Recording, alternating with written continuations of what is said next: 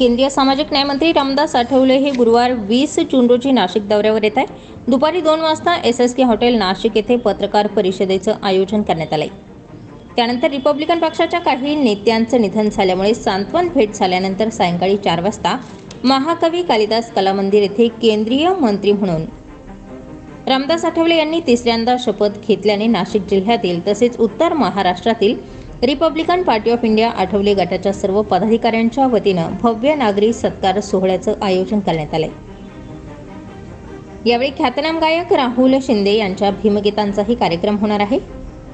कार्यक्रमासाठी प्रमुख अतिथी म्हणून पालकमंत्री दादाजी भुसे, अन्न व नागरी पुरवठा मंत्री छगनराव भुजबळ, ग्रामविकास मंत्री गिरीश महाजन तसेच महायुतीचे पदाधिकारी, आमदार, खासदार यावेळी उपस्थित राहणार असल्याची माहिती प्रकाश लोंढे यांनी दिली।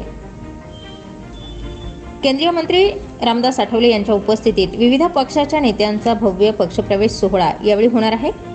उत्तर महाराष्ट्रातील तसेच नाशिक जिल्ह्यातील सर्व पदाधिकाऱ्यांनी कार्यक्रमासाठी उपस्थित राहण्याचं आवाहन उत्तर महाराष्ट्र प्रमुख तथा नाशिक जिल्हा प्रमुख प्रकाश लोंढे यांनी केलंय। स्टार 24 फास्ट न्यूज साठी सिद्धार्थ लोखंडे, नाशिक।